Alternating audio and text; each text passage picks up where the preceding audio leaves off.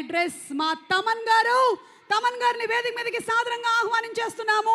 ఇక ఇలాంటి సబ్జెక్ట్ దొరికిందంటే ఇంకెవరో కాదు, మనకి ఈ రోజుల్లో బస్ స్టాప్ నుంచి మొదలు పెట్టి ఒక డిఫరెంట్ కైండ్ ఆఫ్ కల్ట్ సినిమాల్ని చేస్తూ ప్రతిరోజు పండగే మనకు అందించినటువంటి డైరెక్టర్, ఇప్పుడు నిజంగానే ప్రభాస్ గారి ఫ్యాన్స్కి పండగని తీసుకొస్తున్న డైరెక్టర్ మారుతి గారిని కూడా వేదిక మీదకి రావాల్సిందిగా రిక్వెస్ట్ చేస్తున్నాము.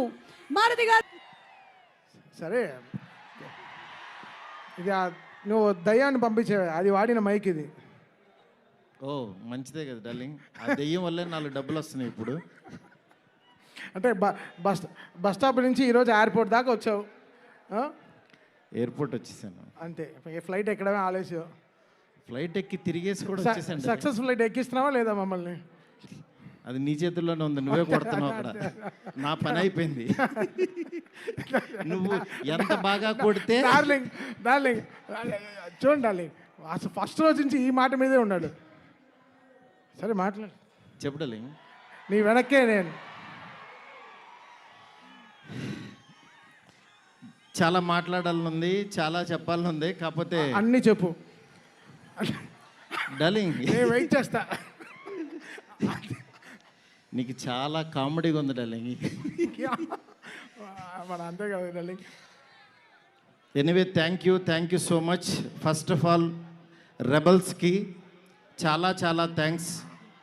ఎందుకంటే నేను తీసిన సినిమాని బిగినింగ్ నుంచి నన్ను ఎంకరేజ్ చేస్తూ ఇంత దూరం తీసుకొచ్చారు. అసలు ఈ సినిమా, ఈ మూమెంటు, ఈ ఈవెంటు ఇక్కడికి వస్తాను అని అనుకుంటున్నానంటే కారణం ఇద్దరే. ఒకళ్ళు నా కింగ్ సైజ్ కట్అవుటు రెబల్ స్టార్, అట్లాగే ఈ సినిమాని మేమెంత ప్రేమించినా సరే వెనకడుగు వేయకుండా మమ్మల్ని నడిపించిన వ్యక్తి విశ్వ సార్. మీకు ఎప్పటికీ రుణపడి ఉంటాను సార్. ఎందుకనంటే ఆయన లైఫ్ పెట్టేశారు ఈ సినిమాకి. పీపుల్స్ మీడియా మొత్తం, పీపుల్స్ మీడియా స్టాఫ్ కానీ, పీపుల్స్ మీడియాలో పనిచేసే ప్రతి ఒక్కళ్ళు కానీ, మనం ఈరోజు ఏదో ఇది నేను చెప్తున్నాను, ఒక సాదా సీదా ఒక ఫంక్షన్ కాదు ఇది. దీని వెనకాల చాలా కష్టం ఉంది, అంత ఈజీ కాదు. మేము ఒక రెబల్ స్టార్ని తీసుకుని వచ్చి, ప్రభాస్ గారిని తీసుకుని వచ్చి భోజనం పెట్టి పంపించేసే అలాంటి సినిమా తీయలేదు ఇది.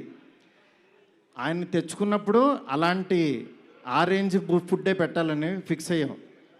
అందుకని మీకు నేను చెప్తున్నాను, థియేటర్కి వచ్చిన వాళ్ళకి మాత్రం 100% ఎంత ఎఫర్ట్ పెట్టామో మీకు కళ్ళకు కనపడుతుంది. నెక్స్ట్ అసలు ఈ జర్నీ ఇక్కడ కొంచెం మాట్లాడాలి. నన్ను మా ఫ్రెండ్స్ అందరూ మాట్లాడమని చెప్తున్నారు. అంటే కథల్లోనూ, చరిత్రలోనూ, పుస్తకాల్లోనూ వింటూ ఉంటాం, ఆ దేవుడు అలా కిందకి దిగొచ్చాడు, కనకదుర్గమ్మ ఒక రిక్షావాడు కోసం కిందకు వచ్చింది, ఇట్లా వింటూ ఉంటాం, ఆ పుస్తకాల్లో చదువుతూ ఉంటాం.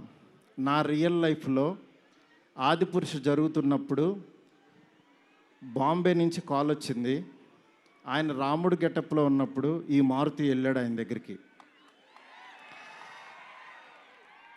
వెళ్ళిన తర్వాత అలా మా పరిచయం స్టార్ట్ అయింది. ఆయన ఆ రోజు బాగా నవ్వించానని అనుకున్నాను. కానీ ఆయన అంటే ఆయనకు అసలు అవసరం లేదు. ఎందుకంటే బాహుబలి హీరో. కాశ్మీర్ వెళ్ళినా, ఆఫ్రికా వెళ్ళినా, ఇంకెక్కడికో మసైబారా అని ఏదో మారుమూల గ్రామం సౌత్ ఆఫ్రికాలో ఎక్కడో వెళ్ళాం. వెళ్తే నేను ఫిల్మ్ డైరెక్టర్ని అన్నా. అవునా అన్నాడు, పైనుంచి కింద చూశాడు. నా హీరో ఎవరో తెలుసా అన్నా. అంటే ఎవరని అన్నాడు. ప్రభాస్ అన్న. ఓ బాహుబలి హీరోనా అన్నాడు.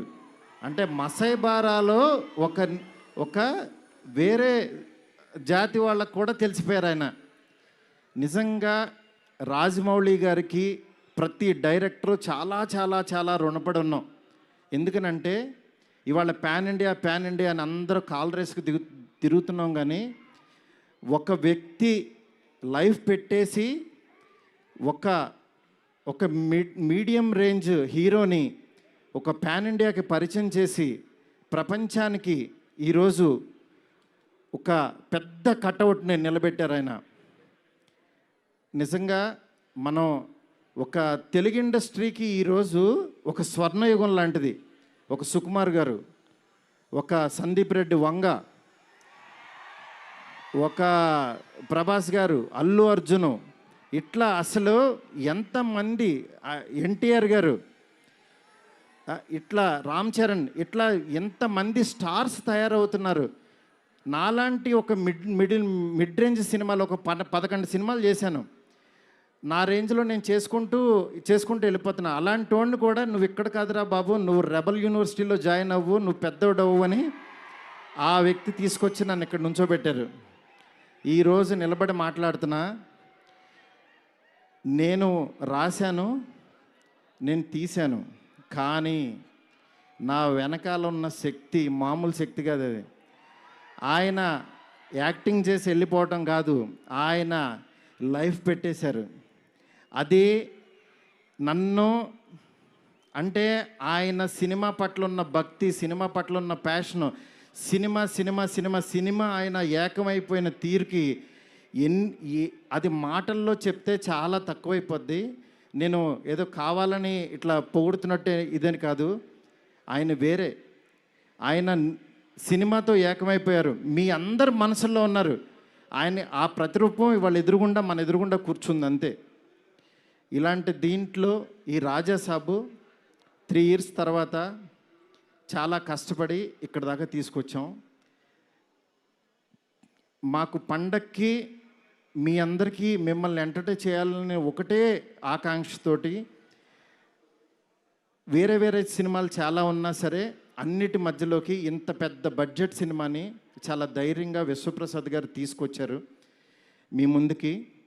డెఫినెట్గా ఇది ఆల్ లాంగ్వేజెస్ మామూలుగా ఉండదు సినిమా, ఎందుకంటే ఈ జోనర్లో అంత పొటెన్షియాలిటీ ఉంది. నెక్స్ట్ ఈ జోనర్ నెక్స్ట్ లెవెల్కి తీయగలిగాం. అలాగే నార్త్లో అనిల్ తడాని గారు రిలీజ్ చేస్తున్నారు, ఇక్కడ మైత్రి ఫిలిమ్స్ ద్వారా రిలీజ్ అవుతుంది. ఈ సినిమా నేను చెప్తున్నాను, ఏదో నేను తీసానని కాదు, నేను ఒక ఆడియన్ లాగానే చూస్తా. ఎప్పుడైనా సినిమా తీసానో నా పని అయిపోయిందని బయటకు చూస్తా. కానీ ఈ సినిమాని యాజ్ ఏ ఆడియన్గా రోజు నేను తీసిన సినిమా వేరు, తర్వాత ఆర్ఆర్ చేస్తున్నప్పుడు చూస్తున్నాను ఒక్కొక్క రీలు. నిజంగా నేను తీసిన సినిమాకి నాకే కన్నీళ్ళు వచ్చినాయి. ఆయన పెర్ఫార్మెన్స్ చూసి ఫస్ట్ రీల్లోనే నేనే కూర్చుని ఏడ్చా. ఆయనకి మనోడు అలెక్సా లైట్స్ ఆఫ్ అని అంటాడు, అన్న తర్వాత నేను ఏడుస్తున్న సంగతి ఎవరికి తెలీదు. నిజంగా అంత గొప్ప పెర్ఫార్మెన్స్ని ఈ సినిమా కోసం ప్రాణం పెట్టిన ప్రభాస్ గారికి ఎంతైనా రుణపడి ఉంటాను.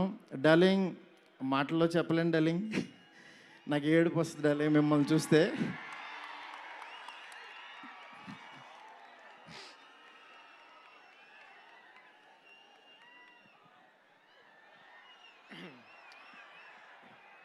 ఏ ఇష్యూనైనా టిష్యూ లాగా చూస్తావు, నువ్వు ఏడుస్తే బాధగా ఉండాలి. ఎస్కేన్, we need your power.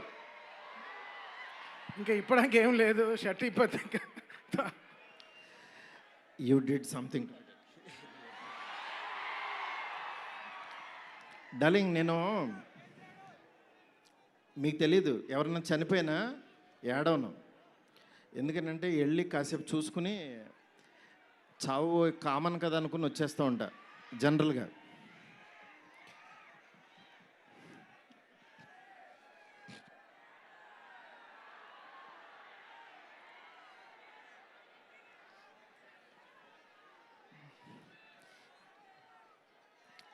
Okay, sorry darling, ఎందుకంటే ఇది ఉండిపోయింది లోపల, ఇదంతా నా stress. Thank you darling, love you darling. ఇంకంతకు మించి చెప్పలేను. అలాగే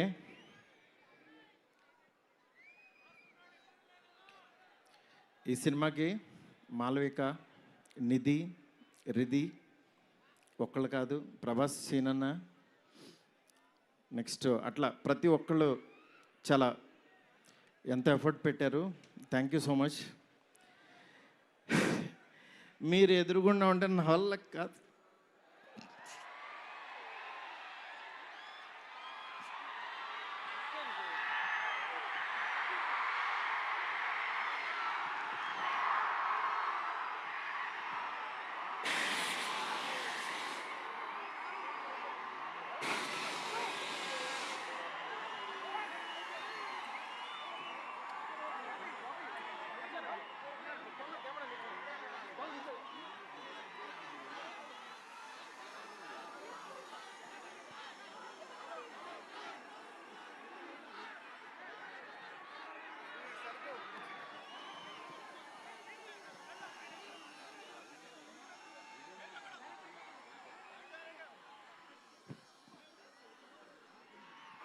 I know it's a very, very emotional moment.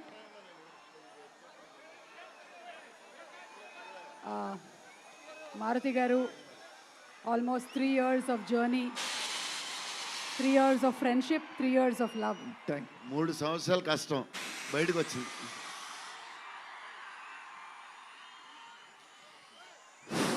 అయిపోయింది, నా పని అయిపోయింది, నా డ్యూటీ అయిపోయింది. నేను చెప్తున్నాను, సినిమా చూడండి అంతే. సినిమా చూడండి. సినిమాలో మిమ్మల్ని ఎక్కడన్నా 1% డిస్సాటిస్ఫాక్షన్ చేసినా నా ఇంటి అడ్రస్ పెడతా, రండి. 1% రెబల్స్ కానీ, ఫ్యాన్స్ కానీ, ఫ్యామిలీస్ కానీ, ఈయన్ని ప్రేమించే ఎవరైనా సరే మమ్మల్ని డిసప్పాయింట్ చేసావు మారుతి అని అంటే విల్లా నెంబర్ 17 గుర్తుపెట్టుకోండి, కొండాపూర్లో ఉంటుంది, కొల్లా లగ్జూరియా. అక్కడికి రండి. ఇన్ని రోజులు మట్టి నేను ఈయన ఫోటోని ఇట్లా చూపిస్తూ ఉన్నాను కదా, ఇప్పుడు ఈయన్నే చూపిస్తున్నా. Vishwa sir, please come sir. People Media Factory అధినేత టీజీ విశ్వప్రసాద్ గారికి గట్టిగా చప్పట్లతో ఆహ్వానం పలుకుతాము. Raja Saab he's the producer. Man, he's the man. మీరు చూస్తున్నారు ఈయన ఎంత ఎఫర్ట్ పెట్టారు. Thank you so much, thank you so much. And sorry, మిమ్మల్ని నవ్వించాలని అనుకున్నాను, నేను ఏడ్చాను ఇక్కడ. ఫస్ట్ టైము నేను సినిమా అంతా నవ్వించలేడాలి. నేను ఎప్పుడు ఫస్ట్ సినిమా తీసినప్పుడు కూడా ఆడవలేదు, కానీ ఈ సినిమా మాత్రం thank you darling, love you darling.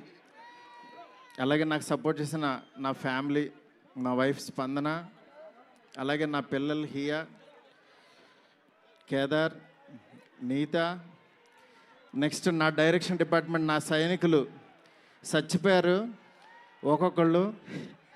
నేను అందరినీ సక్సెస్ మీట్లో ఒక్కొక్కళ్ళని పరిచయం చేస్తా. ఇక్కడ పనిచేసిన డిఓపి కానీ, ఆర్ట్ కానీ, ప్రతి ఒక్కళ్ళకి పేరు పేరున చాలా థ్యాంక్స్. ఎవరన్నా మర్చిపోతే క్షమించండి, నాకు ఇప్పుడు మాటలు రావు. Thank you so much. Thank you సుమ్ గారు. Thank you so much Maruthi గారు. అండ్ జస్ట్ ఒక్కసారి అందరినీ ఒక్కసారి జస్ట్ ఒక్క కోరిక మాది ఏంటంటే, జస్ట్ ప్రభాస్ గారు ఒక్క 2 నిమిషాలు సోలోగా స్టేజ్ మీద నించోవాలి అని. ఓకే, ఒక్క 2 నిమిషాలు జస్ట్ ప్రభాస్ గారు. ఎస్, విశ్వ గారు మాట్లాడే ముందు ప్రభాస్ గారిని ఒక్కళ్ళని ఒక్కసారి ఇక్కడికి వచ్చి జస్ట్ అది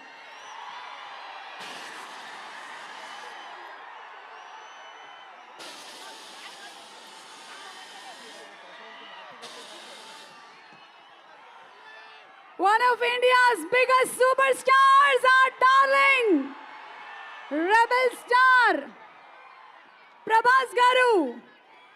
And ఇప్పుడు